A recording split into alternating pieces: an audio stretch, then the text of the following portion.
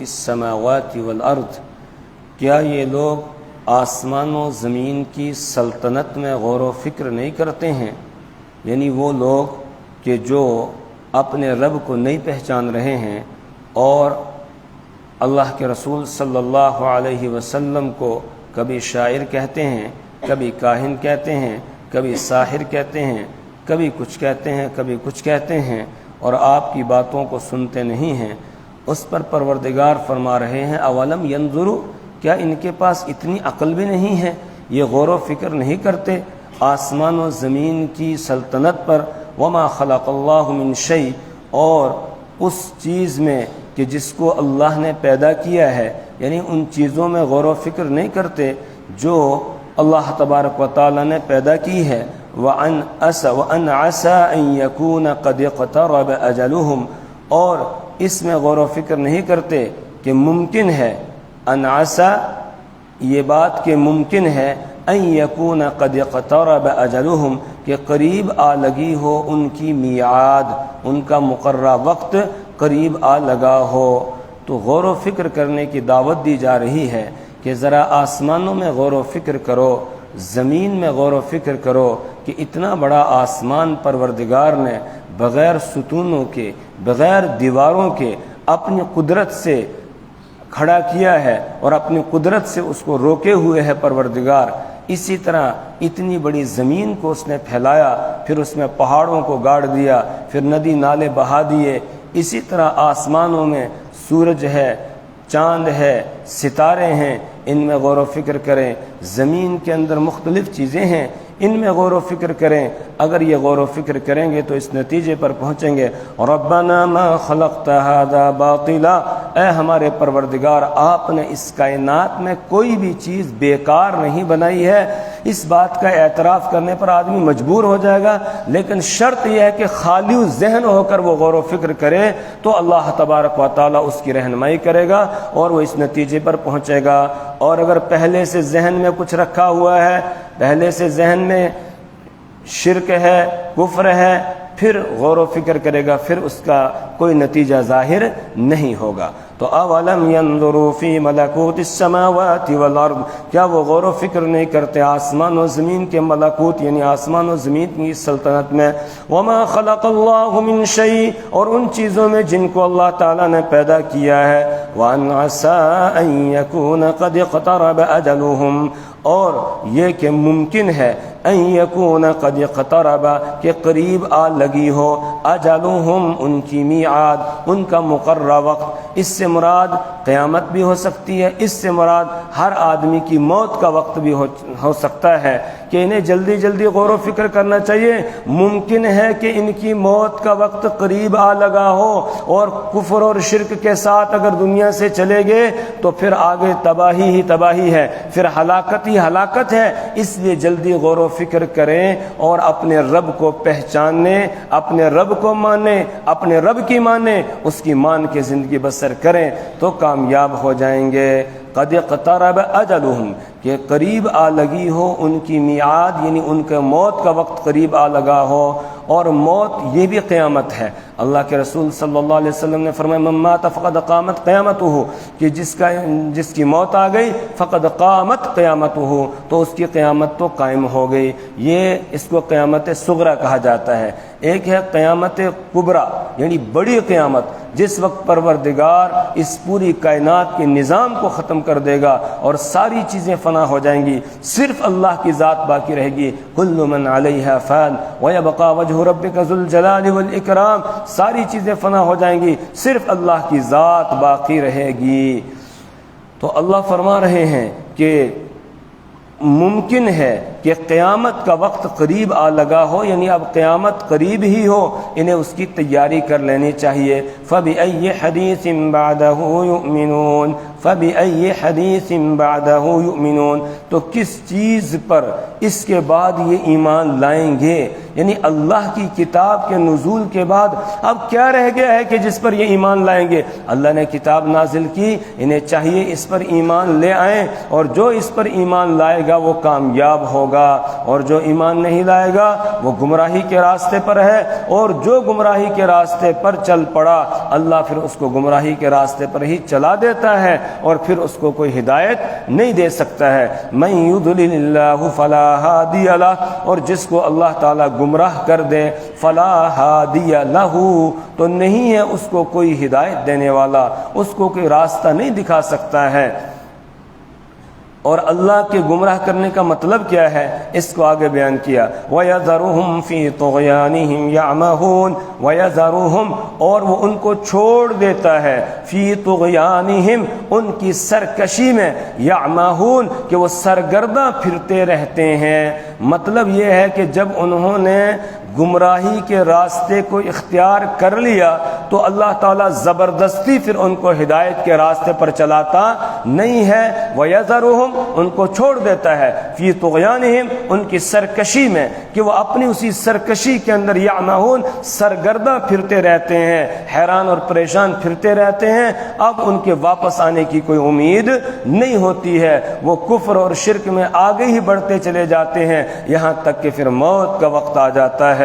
یسألونک عن الساعۃ ایان مرساها، اوپر قیامت کا تذکرہ آیا کہ قیامت کا وقت قریب آ لگا ہے۔ اس پر مشرکین رسول پاک صلی اللہ علیہ وسلم سے آ کر پوچھتے تھے کہ جس قیامت سے آپ ہمیں ڈراتے ہیں اور جس کے بارے میں آپ کہتے ہیں کہ جب قیامت قائم ہوگی اس کے بعد حساب کتاب ہوگا، وہ قیامت کب آئے گی؟ اس کی متعینہ تاریخ بتا دیجئے، وقت بتا دیجئے تاکہ ہمیں پتہ چل جائے، اور جس دن وہ آنے والی ہو اس سے پہلے دن ہم سب کے سب مسلمان ہو جائیں، مومن بن جائیں اور پھر نیک بن جائے، تاکہ آگے پھر ہمیں کوئی کسی سزا کا سامنا نہ کرنا پڑے۔ تو یسألونک عن الساعۃ، یہ بات مذاق کے طور پر کہتے تھے، کوئی حقیقی علم حاصل کرنے کے لیے وہ سوال نہیں کرتے ہیں بلکہ مذاق کے طور پر کہتے تھے۔ یسألونک عن الساعۃ ایان مرساها، یسألونک، یہ لوگ آپ سے پوچھتے ہیں، عن الساعۃ، قیامت کے بارے میں، ایان مرساها، کہ اس کا آنا کب ہوگا، اس کا چھوٹنا، اس کا آنا کب ہوگا،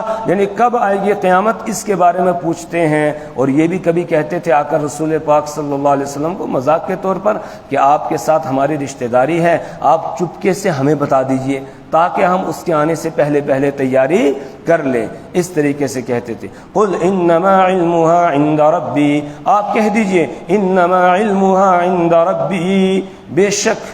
اس کا علم عند ربی، میرے رب کے پاس ہے۔ قیامت کا علم اللہ نے کسی کو نہیں دیا ہے، نہ کسی نبی کو، نہ کسی فرشتے کو، نہ کسی ولی کو، کسی کو رب نے نہیں بتایا، صرف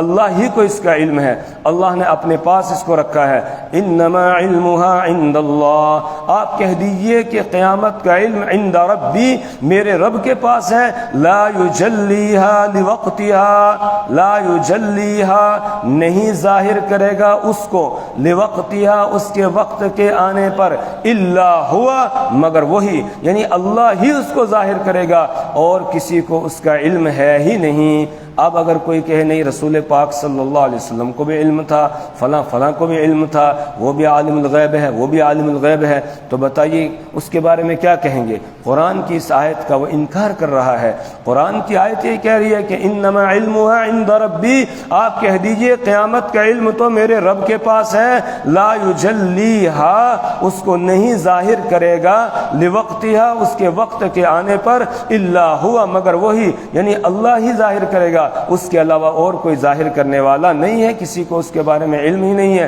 ثقلت فی السماوات والارض، ہاں قیامت کے بارے میں مت پوچھو بلکہ یہ دیکھو کہ جب قیامت قائم ہوگی اس وقت حالات کیا ہوں گے، احوال کیا ہوں گے اور کتنی خوفناک ہے وہ۔ ثقلت فی السماوات والارض، وہ بھاری ہوگی آسمانوں میں اور زمین میں، یعنی قیامت سے زیادہ بھاری کوئی چیز نہیں ہے۔ آسمان بھی اس دن ٹکڑے ٹکڑے ہو جائے گا، زمین بھی اس دن ریزہ ریزہ ہو جائے گی، پہاڑ ریزہ ریزہ ہو جائیں گے، اسی طریقے سے ساری چیزیں تباہ ہو جائیں گی، سب ہلاک ہو جائیں گی، ساری چیزیں نیست و نابود ہو جائیں گی۔ ثقلت فی السماوات والارض، وہ قیامت آسمانوں میں اور زمین میں بھاری ہے۔ لا تأتیکم الا بغتہ، وہ نہیں آئے گی تمہارے پاس مگر اچانک، یعنی اللہ نے اس کا علم اپنے پاس کیوں رکھا ہے؟ اس لیے کہ اللہ اس کو اچانک لانا چاہتا ہے، پہلے سے کسی کو بتایا نہیں اس نے، وہ اچانک اس کو لانا چاہتا ہے۔ احادیث میں اس کی تفصیل ہے، اللہ کے رسول صلی اللہ علیہ وسلم نے ارشاد فرمایا، ایک آدمی جانور کا دودھ نکال کر لائے گا، برتن میں ڈالے گا اور پینے کے لیے ایسے ہاتھ میں لے کر منہ کی طرف لائے گا، ابھی منہ تک دودھ پہنچا نہیں ہوگا کہ ایک دم قیامت قائم ہو جائے گی اور یہ وہیں ڈھیر ہو جائے گا۔ اسی طرح آپ نے ارشاد فرمایا، ایک آدمی دودھ منہ میں ڈالے گا اور گھونٹ بھرے گا، لیکن ابھی حلق سے نیچے اتارنے نہیں پایا ہوگا کہ اچانک قیامت قائم ہو جائے گی۔ یہ نہیں ہے کہ پہلے کوئی اثر ظاہر ہوگا، نہیں، بلکہ اچانک ایک دم قیامت قائم ہو جائے گی۔ اسی طرح آپ نے فرمایا کہ ایک دکاندار کپڑا بکھیرے ہوئے ہوگا اور دوسرا جو ہے خریدنے کے لیے، دونوں بھاؤ تاؤ کر رہے ہوں گے، اور ادھر سے یہ کپڑا اٹھا کر اس کو دے گا اور وہ ادھر سے قیمت نکال کر اس کو دے رہا ہوگا، وہ قیمت نہیں پکڑ سکے گا اور یہ کپڑا نہیں پکڑ سکے گا کہ اس سے پہلے قیامت قائم ہو جائے گی اور یہ ڈھیر ہو جائیں گی۔ اس طریقے سے اچانک قیامت آ جائے گی۔ لا تأتیکم الا بغتہ، وہ نہیں آئے گی تمہارے پاس الا بغتہ مگر اچانک۔ یسألونک کأنک حفی عنہا، یسألونک یہ آپ سے پوچھتے ہیں، کأنک گویا کہ آپ، حفی عنہا اس کے بارے میں کھوج لگانے والے ہیں، گویا کہ آپ کھوج لگانے والے ہیں، اس لیے بار بار آپ آ کر آپ سے پوچھتے ہیں۔ تو آپ کہہ دیجئے، قل آپ کہہ دیجئے، انما علمها عند اللہ، بے شک اس کا علم تو اللہ کے پاس ہے۔ قیامت کب قائم ہوگی یہ اللہ ہی جانتا ہے، اللہ نے یہ علم کسی کو نہیں دیا۔ اسی لیے جب جبرائیل امین نے رسول اکرم صلی اللہ علیہ وسلم سے یہ پوچھا کہ اخبرنی عن الساعہ، مجھے قیامت کے بارے میں بتائیے کہ قیامت کب آئے گی، تو آپ نے جواب دیا، مل مسئول عنہا بعلم من السائل، کہ جس سے پوچھا جا رہا ہے وہ پوچھنے والے سے زیادہ اس کو جانتا نہیں ہے، جتنا علم پوچھنے والے کو ہے اتنا ہی اس کو ہے جس سے پوچھا جا رہا ہے۔ یعنی اے جبرائیل، قیامت کے متعلق جتنا علم آپ کا ہے اتنا ہی میرا ہے، مجھے اس سے زیادہ علم دیا نہیں گیا ہے۔ وَلَكِنَّ أَكْثَرَ النَّاسِ لَا يَعْلَمُونَ، لیکن اکثر لوگ بات کو جانتے نہیں ہیں، اس لیے وہ طرح طرح کے عقیدے بنا لیتے ہیں کہ فلاں بھی جانتا ہے، فلاں بھی جانتا ہے، فلاں بھی جانتا ہے، حالانکہ کوئی نہیں جانتا ہے، صرف کون جانتا ہے؟ اللہ جانتا ہے۔ علم غیب یہ خاصہ خداوندی ہے، اللہ کا خاصہ ہے، اللہ کی یہ صفت خاصہ ہے، اللہ نے اس صفت میں کسی اور کو شریک نہیں کیا، کوئی علم غیب نہیں رکھتا ہے، صرف اللہ رکھتا ہے۔ اس آیت کا یہی مفہوم ہے۔ اس کے بعد آگے اللہ تعالیٰ بیان فرماتے ہیں، علم غیب بھی اللہ کا خاصہ ہے، اسی طریقے سے نفع اور نقصان کا اختیار بھی صرف اللہ کو ہے، اللہ کے علاوہ کسی اور کو نہیں ہے۔ اگر نفع اور نقصان کا اختیار اللہ کے علاوہ کسی اور کو ہوتا تو پھر وہ محمد عربی صلی اللہ علیہ وسلم کو ہوتا، لیکن آپ سے بھی اعلان کروایا جاتا ہے کہ نہ، نفع اور نقصان کا اختیار مجھے نہیں ہے۔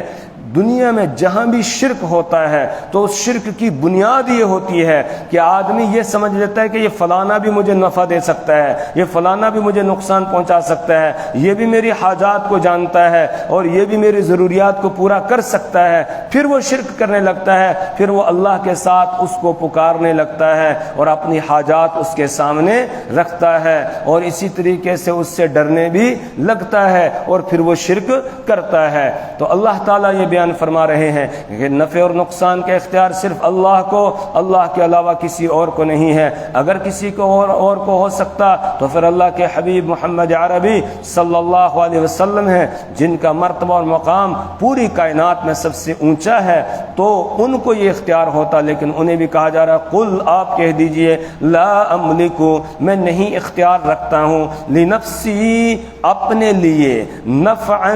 نفع کا، ولا ضرن اور نہ نقصان کا، نہ میں نفع کا اختیار رکھتا ہوں نہ نقصان کا اختیار رکھتا ہوں، الا ما شاء اللہ، یعنی نہ تو اپنے آپ کو نفع پہنچانے کا اختیار رکھتا ہوں نہ اپنے آپ کو نقصان سے بچانے کا میں اختیار رکھتا ہوں، الا ما شاء اللہ، مگر جو اللہ چاہے، یعنی جب اللہ نفع پہنچانا چاہتا ہے تو مجھے نفع پہنچ جاتا ہے، جب رب نقصان پہنچانا چاہتا ہے تو مجھے نقصان پہنچ جاتا ہے۔ اور سورہ جن میں اللہ تعالیٰ نے رسول پاک صلی اللہ علیہ وسلم کو حکم دیا، آپ لوگوں کے سامنے یہ اعلان کر دیے، لا املک لکم ضرا ولا رشدا، لا املک لکم ضرا ولا رشدا، کہ میں تمہارے لیے بھی نقصان اور نفع کا اختیار نہیں رکھتا ہوں، نفع اور نقصان کا اختیار صرف اللہ کو ہے۔ إن يمسسك الله بضر فلا كاشف له إلا هو وإن يمسسك بخير فهو على كل شيء قدير۔ دوسری جگہ إن يمسسك الله بضر فلا كاشف له إلا هو وإن يردك بخير فلا راد لفضله۔ إن يمسسك الله بضر،